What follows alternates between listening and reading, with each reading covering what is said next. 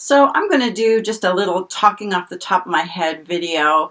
I want to address two main things that I think are really important when it comes to understanding the book of Revelation and understanding the end times and understanding the things that are going to be taking place that are really kind of odd, very unusual, where the normal way we have of thinking of the world and thinking of things is going to be totally upended.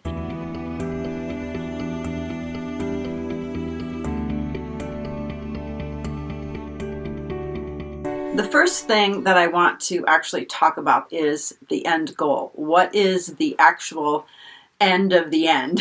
So when we get to the end of the reign of the beast and Christ returns, and then we get to the millennium and the end of the millennium and Satan is released and and then he'll be put down and we've got the great white throne judgment. What's the real end? What is the goal? What is it that God is wanting to happen here? Well, he states it right away in Revelation chapter 1, verse 4. John, to the 7 churches that are in Asia. Grace to you and peace from him who is, who was, and who is to come.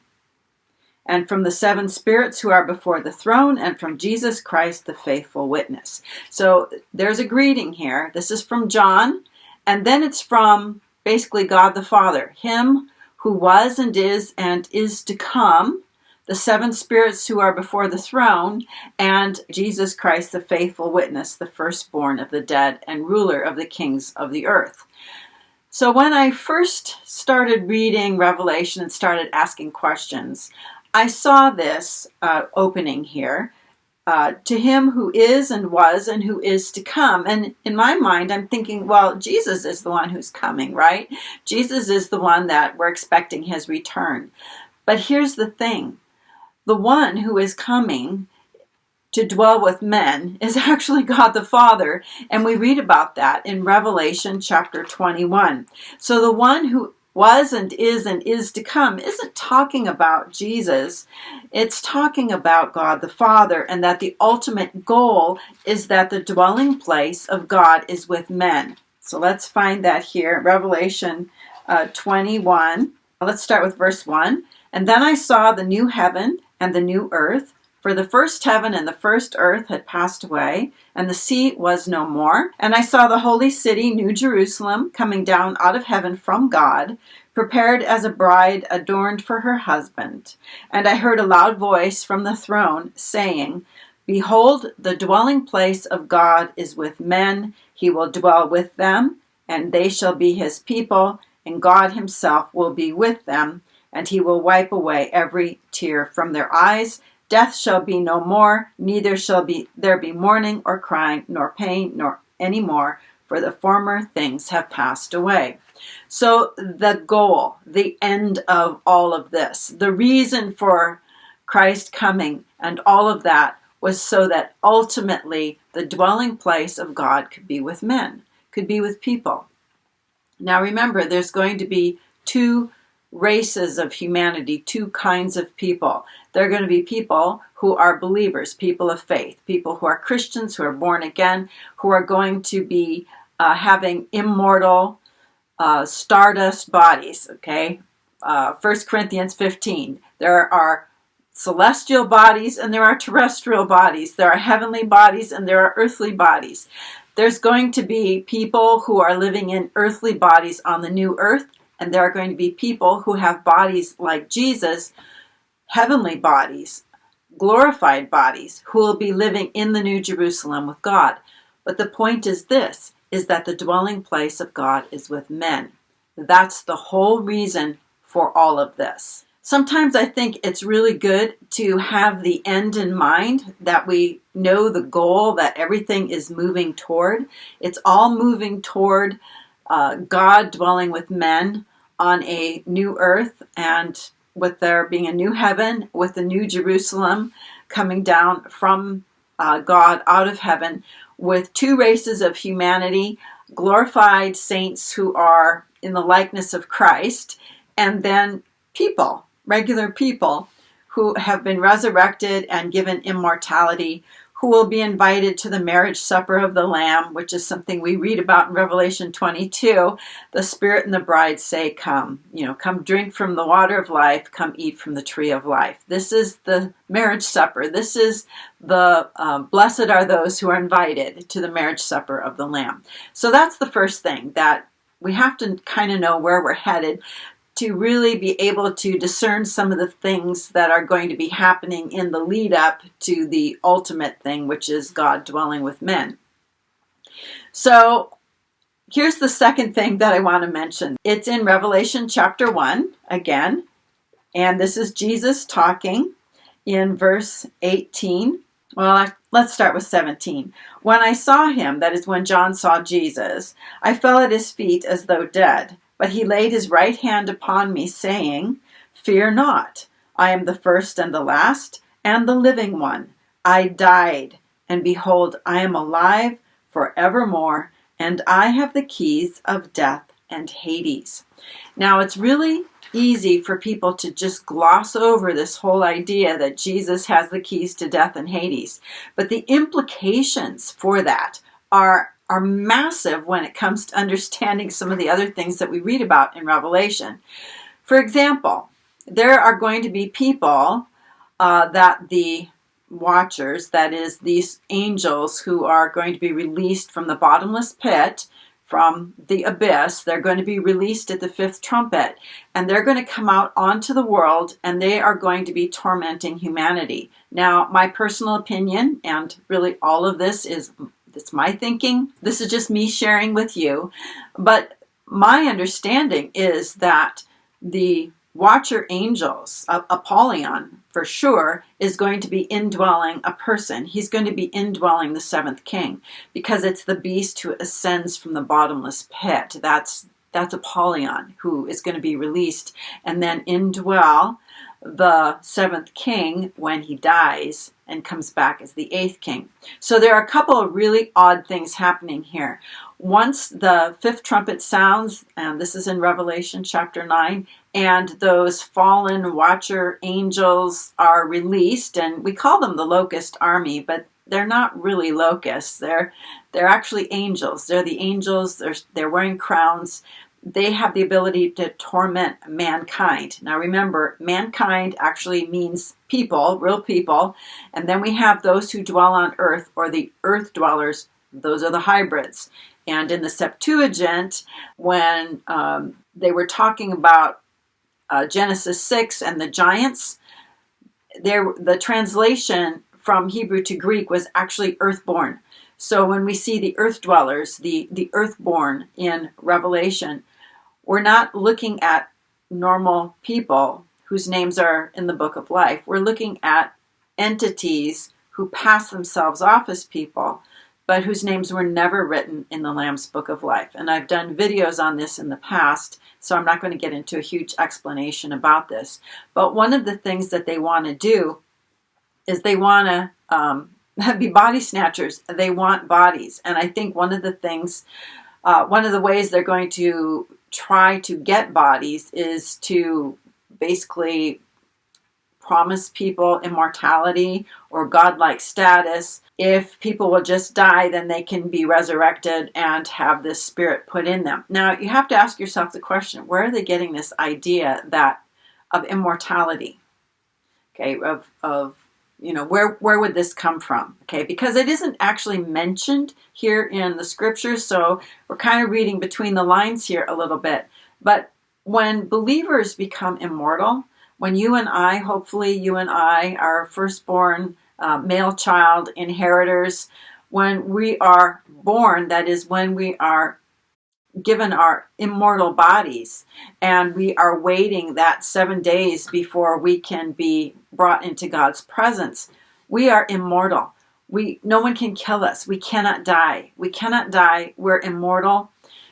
We have this waiting period, and I've talked about this in other videos as well. I'll leave a link to that in the description box below.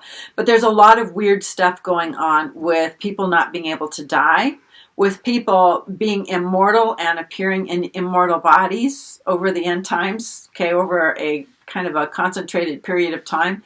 There's going to be the seventh king who dies, okay, he's the king who has a mortal wound and dies, and then is resurrected as the eighth king, okay, the one who goes to perdition, the one who is indwelt by Apollyon, who is the king of the angels of the bottomless pit.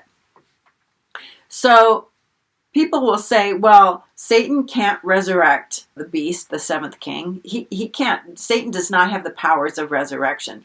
Well, the thing is, Satan doesn't have to have any powers of resurrection, because Jesus is the one who has the keys to death and Hades. He is the one who is either going to allow people to die and enter into that place of the dead, or not allow them to do that, or open the door so they can be released. Now, there's a principle, too, that the body apart from the spirit is dead. That when a body has a spirit living inside of it, that it can be given life. The body only has life as long as the spirit is there. We think it's the body that controls whether we are alive or dead. But think of it this way. When Jesus was on the cross, it wasn't his physical wounds that killed him. It says that he gave up the ghost. He gave up his spirit. And when his spirit left, his body died. So it's possible, especially when we read in Revelation chapter 13 about the false prophet who can give breath to the image of the beast. And remember, the image is not an idol, because when Revelation wants to talk about idols, it uses a different word, eidolon. When it talks about the image, we're talking about like man being made in the image of God, of believers being in the image of Christ. And so we're talking about the fake glorified believers, fake immortal believers are going to be people who die, not regular people, but earth dwellers, okay? Earth dwellers are going to eventually lay down their life so that they can gain this immortality through a watcher angel co-opting their body. So if we read through Revelation 13 and we read about how the false prophet gives breath to the image, and also that the image can speak. Now, one of the very interesting things that I discovered in the process of doing this Bible study is I'm thinking, what's the significance about that this image can speak? What is that all about? Well, I think what's happening there is that in the Old Testament, whenever God was reprimanding the people of Israel for the worship of idols, he always referred to idols as not being able to speak. Idols don't speak. Idols are, they have no voice. They cannot speak. And so one of the things that means for this passage in Revelation 13, where it talks about how the false prophet gives breath to the image so that it can speak, what it's saying is this isn't an idol. This is actually a creation that is being given life in the same way that Adam was given breath and life and spirit.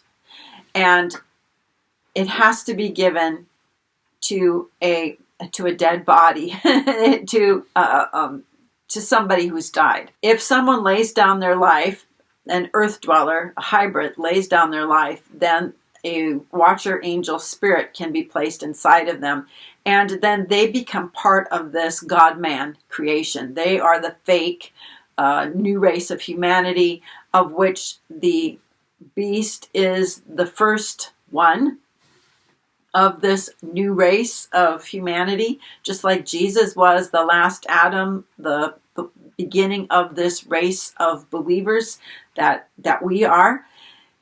And so it's not until the beast dies and rises from the dead, and he can rise from the dead because Jesus has the keys to death and Hades. He's allowing it. All of this weird stuff that's going to be going on where people can't die, or people are being resurrected, or people are being made immortal, all of this stuff is done with the permission of Jesus. He is the one who has the right and the authority to open and close not just Hades or Sheol, the place of the dead, but also heaven. He's the one who has the keys of David. He can open up the doors of heaven so that people can come into the heavenly temple. So somebody asked me a question recently. There's a couple of questions. One was on the false prophet, and I'll be talking about the false prophet with Two Friends in a Bible on, I think it's Thursday. And so I'll be getting into that in a little more detail, and I'll talk about it a little more on my channel too. So I've been doing a little bit more study on the false prophet. Who is the false prophet? And even more than who is he, what is he? Because I don't think he's a real person. I think he's one of those earth dwellers. His relationship with the beast and his relationship with the dragon puts him in the position of being the fake Holy Spirit. Okay, so kind of enough on him right now. But the question that this person asked me was, is Satan going to try to fake a rapture? Okay, and that's a great question. And I think in the past I would have said yes, and he's going to probably use something like an alien invasion to do that. But now my thinking is has shifted just a little bit here. I think that yes, Satan is going to cast a third of his angels to the earth. That'll be just prior to our being changed from mortal to immortal. And actually the order of those events goes in invasion of Israel. Okay, that's the travail of the woman. And even though Israel is at war right now, she's not being invaded. And she still has allies to help her, the United States and Great Britain and so on. And in the end, she's going to be all alone. And I think the little mini vision that I had long time ago of basically the collapse of the United States before that happens, that is something that, I'm still kind of looking for as being a precursor to that invasion of Israel, that the United States will either be preoccupied in other places, or we'll have civil war here at home, or there'll be something going on where the United States is unable to come to Israel's aid, and then this invasion happens. She's all alone. God delivers her, and I think it's the Gog-Magog invasion. That's my personal opinion. Your opinion may be different. And it's at that time that the child is born. But Satan will have placed himself here on earth and cast some of his angels to the earth. And I think his angel forces who are immortal, right, and can show themselves as angels of light, will be mingled among believers who have been changed from mortal to immortal. Okay, so there's going to be this confusion thing going on. And then right about the time that we're raptured, which is an 8th day thing for a male child, also for a leper and a priest. Okay, the priest begins their ministry on the 8th day. That's the day when the ordination process is over, and then they can begin to minister. And that's the day that we will enter the heavenly temple and begin to minister before the golden altar of incense and intercede for believers on earth. But the thing is this, is that it's possible that our rapture will happen. And on the same day that we're raptured, we've got seals 1 through 4, and we've got trumpets 1 through 5. Okay, that's possible that it could all be on that same day, the day we're raptured. And on the 5th trumpet, what happens is all of these fallen angels from the pit are released. So you've got Satan on the earth, you've got a third of his fallen angels, and then you've got all these angels from the bottomless pit being released. So you have all these immortal beings on the earth, and now there's going to be some stuff, okay, that's going to be confusing. It's going to be extremely confusing. And I think Satan is going to try to confuse this. It's part of the process of devouring the child, devouring the message. And you have a third of the earth being affected by the first 4 trumpets, and then the 5th trumpet sounds, and now you've got this invasion of watchers from the bottomless pit. Nobody is going to care about our rapture. Nobody is going to care that we were caught up.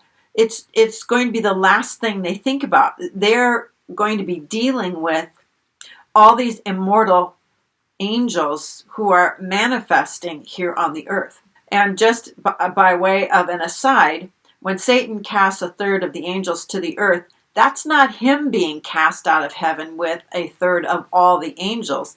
This is him on earth taking his tail and casting a third of his angels to the earth. The rest of them are still in heaven, and eventually Satan will make his way back into heaven, accuse the brethren, and then be there when Michael takes his angels and casts Satan and all of the fallen angels that have access to heaven. They'll all be cast to the earth.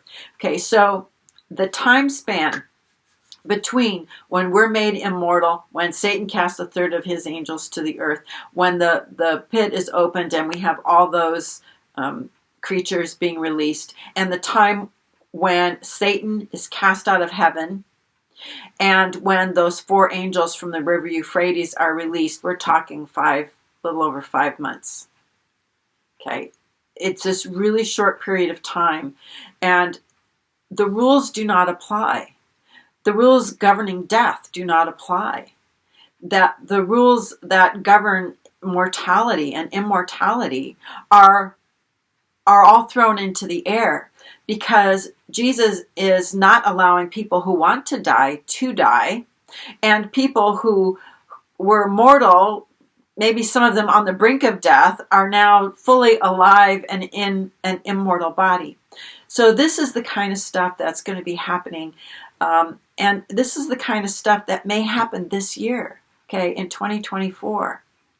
And like I've said, with every single one of my so-called predictions, what I have is a template. But here's the thing. There's no rapture apart from an invasion of Israel. No rapture apart from an invasion of Israel. That is the travail of the woman. The other thing is there has to be a third of Satan's angels being cast to the earth. That has to happen because that's part of the story of the sign of the dragon. That doesn't happen, then there's no rapture. That has to happen, and it has to happen in the fall. It cannot happen any other time because Christ's second coming is in the fall on the Day of Atonement in some year, and there's a pretty clear case for that. That's pretty solid, biblically speaking. Okay. So, will Satan try to counterfeit the rapture? There's no need to do that. He is going to try to counterfeit, I believe, believers who've been made immortal. So, I don't think he's going to try to counterfeit a rapture. I mean, even if he does, it's, going to be that, probably the flying saucer thing, or, aliens, or something like that. Project Bluebeam. It could be some kind of something like that. But to me, the big deal is not the rapture where people are caught up. It's the part where we're made immortal, and people are going to see this. Okay. And I think this is also going to be fake news. This is going to be some of the stuff that people are not going to be allowed to talk about. It'll be fake news. Jesus doesn't do that. It's, it's fake news. So there's going to be so much happening on that day that we're raptured, and I'm kind of leaning toward the idea that our rapture may be on the day of the 5th trumpet. So trumpets 1 through 5 would happen along with seals 1 through 4, all on the same day. And Revelation 5 is where we read about Jesus taking the scroll and believers being present there in heaven and interceding at the golden altar for the people on earth. And then Revelation 8 picks up where Revelation 5 left off, with the angel now taking those prayers and adding more incense to them. And then trumpets 1 through 4, where the angels, cast hail and blood, and then water is, made poisonous in the seas, and a third of the trees and green grass, and a third of all this, that, and the other thing. And then the 5th trumpet, where they're told they can't harm the sea or the trees or anything like that, but they are allowed to torment mankind, that is, real people, for 5 months. Okay, they can do that. They're allowed to do that. And but even though they do that, people are not going to be able to die. So that's one of those weird things that's going to be happening. So I think the big deal is all of the fallen ones who are going to be here on earth during basically a 5-month period of time. Satan, who will be on the earth. He will have cast a third of his angels to the earth. They will be here at the same time we've been changed, and then we'll be caught up, and then the same day we're raptured, which is the 8th day after we've been changed. So we'll have a little over a week here. On the same day that we're raptured, those 4 trumpet angels, and then the 5th trumpet with the watchers coming out. Okay, and then about 5 months later, that's when the war in heaven will take place, and Satan will be permanently cast out of heaven along with all of his fallen angels. And then Satan, it says, will stand on the sand of the sea. What does that mean?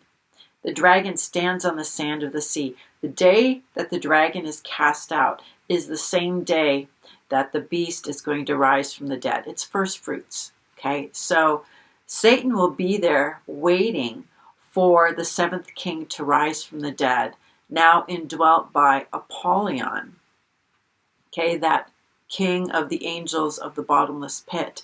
And the beast who ascends from the bottomless pit is the same as the beast from the sea, and the sea here represents death. Satan will be standing, the dragon standing on the sand of the sea, waiting for his son to rise from the dead. And what we have now, okay, is the dragon, the fake son who is risen on resurrection day, and we have the false prophet, the false father, the false son, and the false Holy Spirit. And this is going to be Satan's version of God dwelling with men. Okay, no millennium. That will have been totally squished out. And here's where those rumors about, is this the part where Satan's been released a little while, and now pretty soon what's going to happen is there's going to be this total destruction of the earth and God will be dwelling with men. Well, that's kind of what this is going to look like. Okay, it's going to be a mishmash of prophecies about Christ. And when Satan comes, don't think that he's going to show up looking like a bat with a tail and all this. He's going to show up in as much resplendent glory as he possibly can. And all of his angels that are cast out with him, same thing. And it will look like God is dwelling with men. And then the son of his rises from the dead. And then 3.5 days later is when the abomination of desolation will occur. And it's on that same day. It's the 7th day of unleavened bread, the 7th day of Passover, that a third of the earth's population is going to die, going to be killed. 4 angels from the river Euphrates will be released, a 200 million man entity, army of some kind, plus these 4 angels are going to kill a third of mankind, and it will be with fire, smoke, and sulfur. Everything is going to be burning, and this will look like the destruction of this present earth. And then Satan is going to come in, and the beast, and going to create their version of, sort of a millennium combined with new earth kind of thing. And people who want to be deceived that this is the real God and that this is the real Messiah, they will be deceived by it. The false prophet will make sure they're deceived by it. But there will be people who will not be deceived by that. They will not be deceived, and they will endure until they either are killed by being beheaded, or they last until that third rapture when Jesus comes on a cloud. And they are those who are alive and remain or survive, the remnant. Okay, that's what that word survive is, those who are remaining, the remnant. 1 Thessalonians 4, that rapture passage is about these people that we read about in Revelation chapter 14 and Revelation 15, when Jesus harvests the earth from a cloud, and then we see this group standing by the sea of glass, and they're praising God. They've been rescued, they've been raptured. That's the end of the age, and then the beginning of the day of the Lord is going to begin with the bowl judgments. So, a lot of weird things are going to be happening during the end times. So strange, so strange. A lot of just totally mind-blowing things that have a spiritual component. They're very spiritual things, and we've been taught to live and think in kind of a secular way. So this is just going to be amazingly mind-blowing and very distressing. Very, very, very distressing if you don't know what's happening. And I think that's why God's given us the book of Revelation, so that we would know the things that are going to be happening. So this is just a disclaimer. These are my ideas. This is my Bible studies. These are the things that I think about. You don't have to agree with me on any level about any of this stuff. Okay, you don't have to agree. I'm not a prophet. There is no thus saith the Lord here. But I am a spirit-filled person, and I do like to think about these things, and I do have a gift for reading and teaching the Bible. So if you're blessed, praise God, and if you think there is something that I've gotten wrong here, or you would like to add to the discussion, I hope you'll leave a comment in the comment section. So till the next video, I pray you have a very, very blessed day.